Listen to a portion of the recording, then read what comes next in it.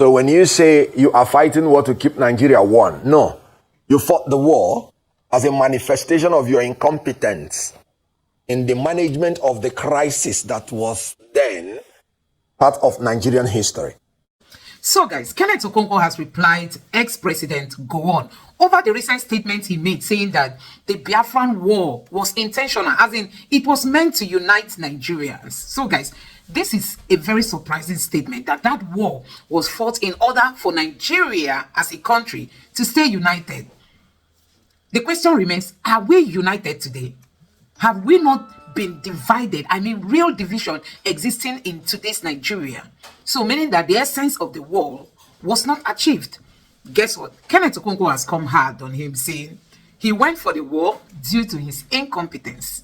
So guys, you need to take your time, relax and watch this video, because we know that recently, he celebrated his birthday, and during the speech he gave, he made this statement that war was meant to unite Nigerians. And today, we all know what the Igbos are going through in this country, as in let me not say everybody, but I think the Igbos are really going through a lot in this country in terms of marginalization. You see people that will say Igbos, go back to your land. You see people that say Igbos are domineering, Igbos are taking over lands, Igbos are, as if Igbos are not part of Nigeria. If this war was actually meant to unite us, why is it that today we are further divided apart? So guys, let me allow you to listen to what Kenneth Okonkwo said in this video. Take a look. Actions have continued to trail the statement by Nigeria's former head of state, General Yakubu Gowon, retired, that the country's civil war of 1967 to 1970 was fought to keep the country together and not a question of defeating any part of the country. He made the statement in commemoration of his 90th birthday, which was celebrated by dignitaries and political bigwigs across the country. Speaking at the birthday Thanksgiving service held in his honor at the National Christian Center in Abuja, Goan said the war was fought to unite the country as one entity and ensure the reintegration of the eastern region with the rest of the country. Well, for this conversation, we now turn to Kenneth Okonkwo, a lawyer and politician. He will examine whether the purpose of fighting the civil war has been achieved 54 years after it ended. How truly united is Nigeria now? What are the headwinds against Nigeria's unity, and does the national rally its people towards a united country? Good to have you again on Arise News. Thanks for joining us on Newsday. Very much for inviting me, and thanks the viewers for joining us. So let's start, with your thoughts on the comments made by General Yakubu Gowon that the Nigerian civil war was fought to keep the country together and that it was not really about defeating any part of the country. What do you make about this? What do you make over this? Well, first of all, we must understand that war in itself is a display of anarchy. When you talk about war, that is lawlessness at its peak. So when you say you are fighting war to keep Nigeria one, no. You fought the war as a manifestation of your incompetence in the management of the crisis that was then part of Nigerian history. And let me explain what I mean. Before independence, the colonial power, Britain, they kind of brainwashed the Nigerian people to maintain their ethnic cleavages. And they needed to make Nigerians live in that disunity so that they could continue their colonization against Nigeria. So they made the North, for instance, to believe that being educationally disadvantaged, they should not rush into independence because of the likelihood that they will be dominated by the more advanced southern Nigeria. And the North bought into that. And that was why we were delayed from 1954 to 1960. But the actual thing is that Britain just wanted more time to dominate Nigeria. So after independence, that mindset that the South is likely to dominate them remained. And the North was always at every slightest chance reminding the South that we did not intend to be one country with you because we are suspecting your domination. But the 1966 military coup, pure military coup, has nothing to do with ethnicity or anything. Even though people who organized it were predominantly from one ethnic group. But that reinforced the belief by the North that these people, we said it, they want to dominate us. And then they carried out a revenge coup in 1966 July, which was meant actually to separate from Nigeria, not to keep Nigeria one. But the Britain also reminded them that the resources are in the East. So if you leave Nigeria, we are going to support the East. So you better run down that you have acquired power to maintain Nigeria as one. And that made them to have a rethink And by that time, a lot of Igbos, for instance, have been killed during the pogrom, during the massacre. So there was an entrenched suspicion between the ethnic groups. And this led them to go to Aburi for a conference. And they reached agreement. And it was still Goan who came back and reneged on the agreement, which inevitably led to the bitter war. And after the war, Goan declared again, no victor, no vanquished, and promised to reconcile, rehabilitate, and reconstruct the Southeast, which he failed again to do. So all the available opportunities for him to make Nigeria one and consolidate that unity, he was not able to do. But let us make one point clear, that after a while, when he himself was thrown away by some of those his colleagues, that was when maybe he recognized that what happened in 1966 was a military coup and not any ethnic coup, because he himself was thrown away by the same military people. I wonder which terminology we use to describe the ones who threw him away. But one thing is clear.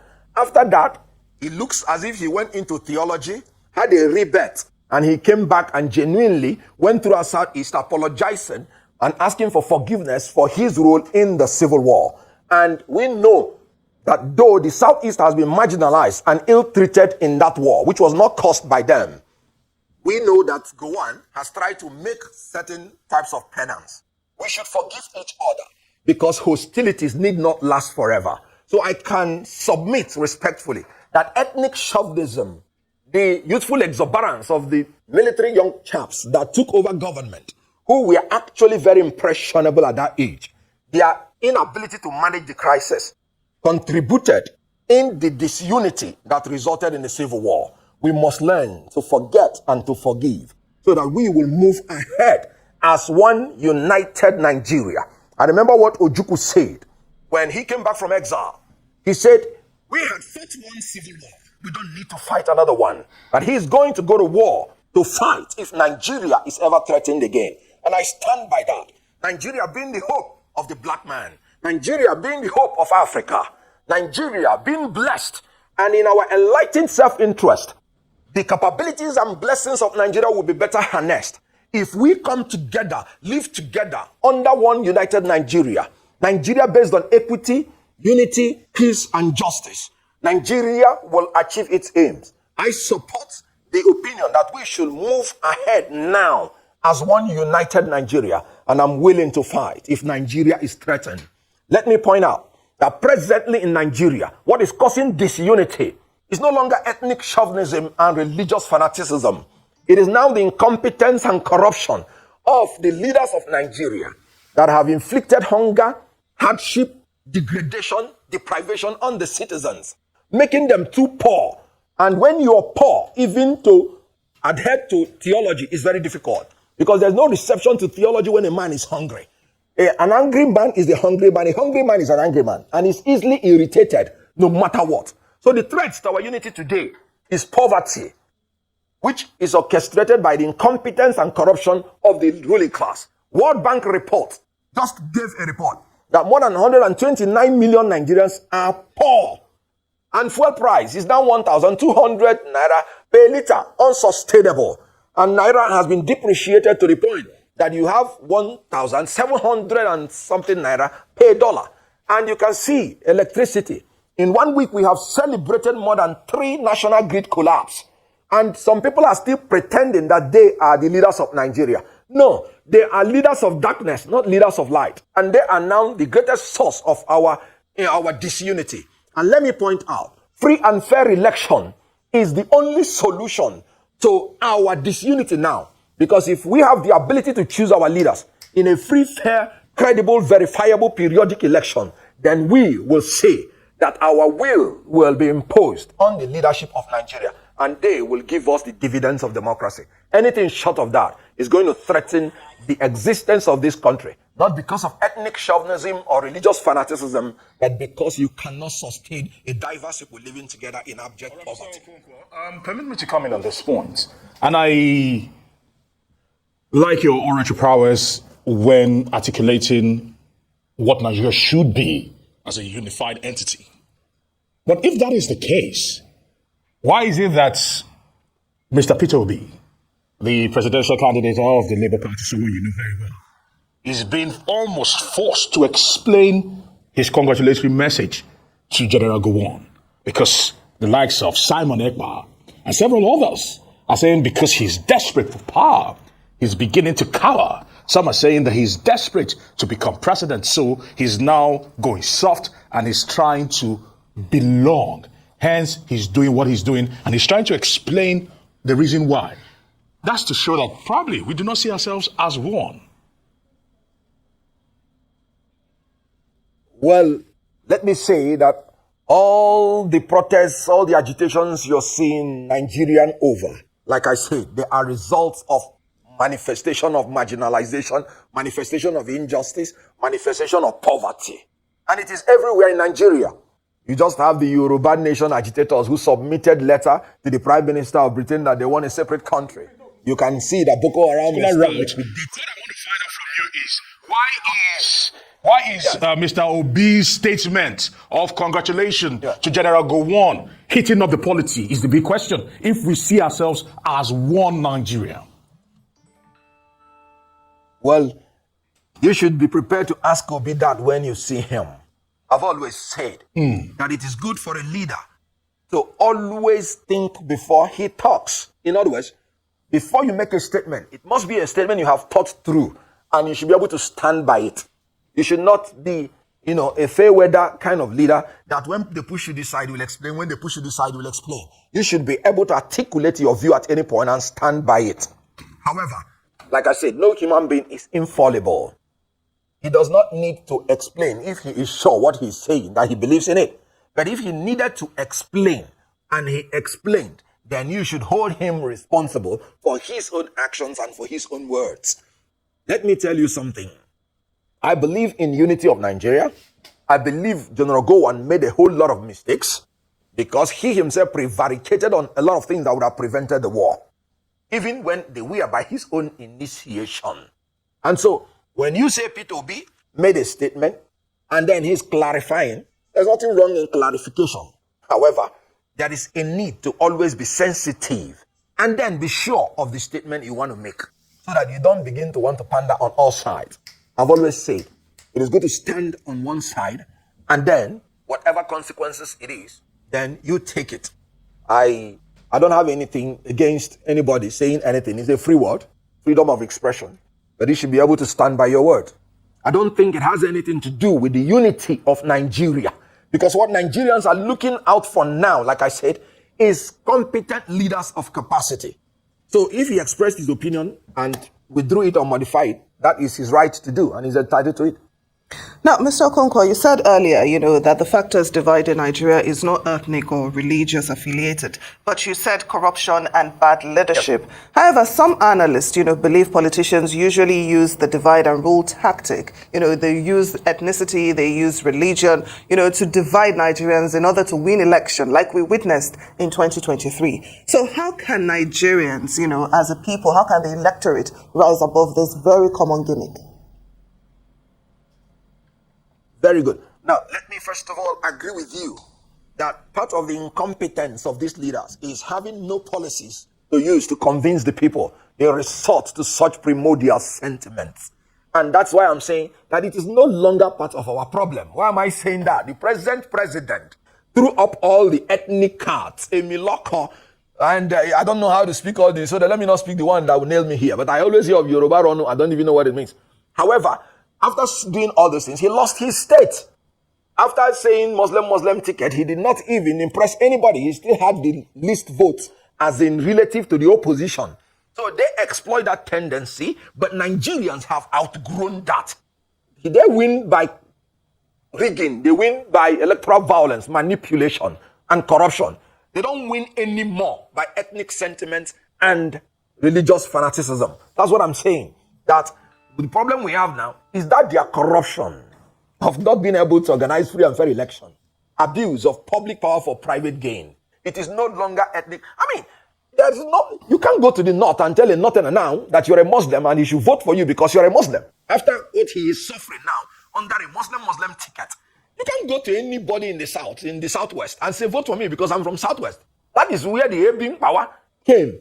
So I agree with you that some of these leaders, because they don't have anything, any policy to show to the people, They try to exploit such primordial sentiments. But they are fading away, even as these incompetent and corrupt leaders are fading away out of the hemisphere of Nigeria. Nigerians must rise in the interest of a united Nigeria, for the sake of the black man, for the sake of Africa, and for the sake of all of us, knowing that our diversity is our strength, knowing that united we stand, knowing that we will achieve economy of scale if we are together.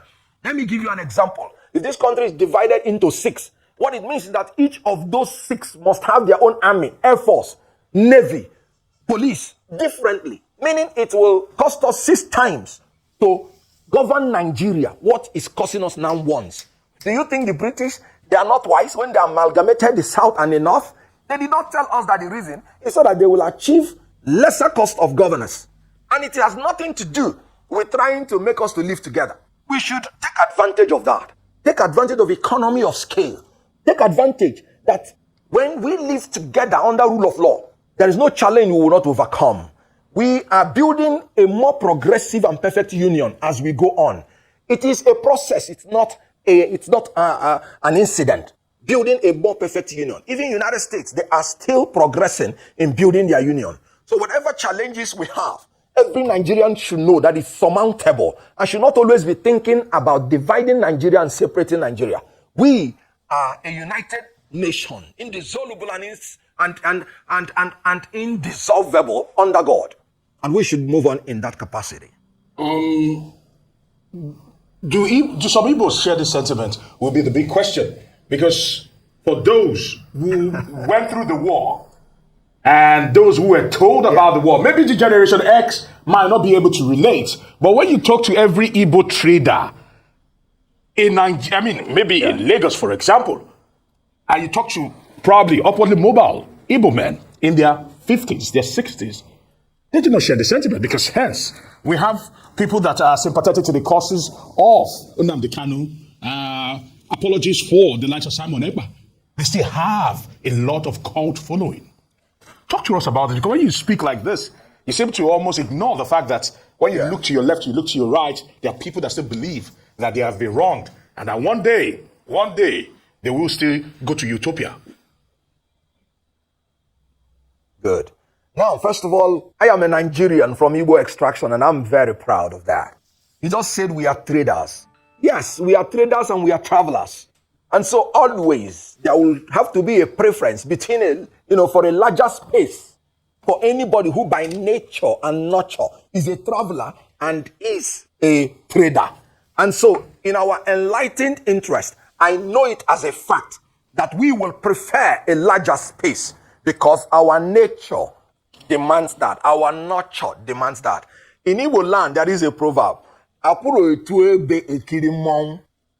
again, in Igbo land, there is a proverb that and again, so these are the things that will make an Igbo man to travel out of his comfort zone, no matter how comfortable he is. And having that nature, I am telling you, Dr. Nnamdi Azikiwe preferred a united Nigeria. Ojukwu preferred a united Nigeria. Kenneth Okonkwo preferred a united Nigeria. Because I know, as a matter of fact, that as a trader and as a traveler by nature, it will be better for us as Ndibo. Ndibo are agents of development, and they go about carrying development to anywhere they go to. I recall what Buba Mawa said when we were in a presidential campaign. Buba Mawa stood on a pulpit and said the only true Nigerians who believe in Nigeria, they are Ndibo, because everywhere you will see them. And when you see them, they build their homes there and they live there and develop there. It was quite unfortunate that before 1966, our quest for developing anywhere we stay was manipulated and misconstrued to be a quest for domination. I am happy it's no longer in the minds of Nigerians to think in that pattern and in that formula. Because I remember one old man from Kano. He said during the June 12th, when the Igbos left north, he couldn't find a part, I think Yakasai, he couldn't find one spare part he needed to repair his car. And he said, let's face it, we need each other. In this country, we need each other, especially in the Igbo, who are the agents of development. I told you before that what is threatening our unity now is the incompetence and corruption. What is happening in Lagos? Why are Igbos feeling uncomfortable? Because there are some people like Bayo Nonuga who will tell you Igbos are aliens in Lagos. Can you imagine? Aliens in Yoruba land. Somebody being an alien in his own country. Is that not the incompetence and corruption I'm talking about? Abuse of public power for private gain. If you cannot convince the Yorubas to vote for you when you are a Yoruba man, you have failed. If you need to vilify another ethnic group, these are the things that are bringing about the sentiments of marginalization and the instigation of people saying, let us have our own home if you cannot guarantee our safety in the general Nigerian country. And this is what I'm saying, that we must sit down to ensure that our country is built on equity, justice, and fairness. And you will see that every Nigerian will prefer to be a Nigerian. I am a movie actor. That's my primary constituency.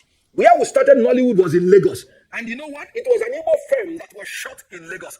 And the whole Nigerians accepted it. If they had anything against Igbo, they would not appreciate that movie, Living in Bondage. And that's actually remade my mind. That look, nobody is interested in marginalizing anybody. Spirit of excellence cannot be rejected, no matter where it comes from and from whoever it comes from. Well, so we must learn to be excellent in this country, excellent in leadership, excellent in whatever we do, so that we will be acceptable by everybody we are living with. Togetherness, it shall be the key, and one Nigeria should be supported. It's worth living for, and if need be, it's worth dying for. It's been a very interesting time, speaking with you on Newsday. We do appreciate you honoring our invitation today. Kenneth Okonkwo, lawyer and politician, thank you so much for joining us on Newsday.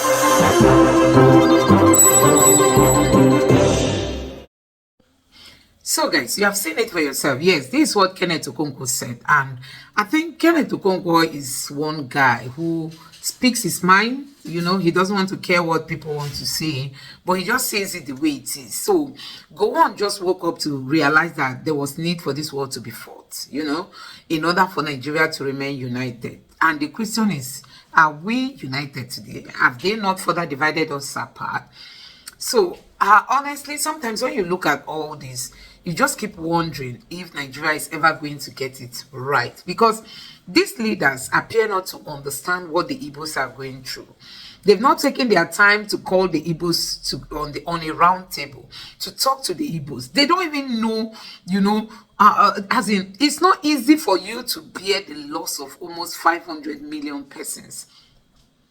Even the unborn generation will still come into this world to meet all this. And people, the Igbos have expressed that they don't like what happened during the Biafran war, the way the Igbos were manhandled. And even till today, the current president of this country, and even the ex-presidents, none of them saw it as something important to call the Igbos on a round table to say, okay, yes, this war was fought, and it appears, it's a bygone, but we've seen that you people have still not forgiven or forgotten.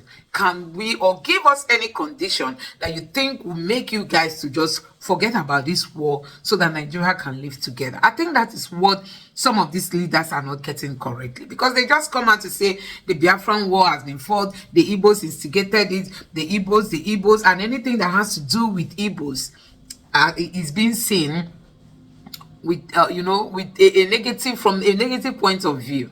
Anything that has to do with the Igbos, some people tell you they are bad.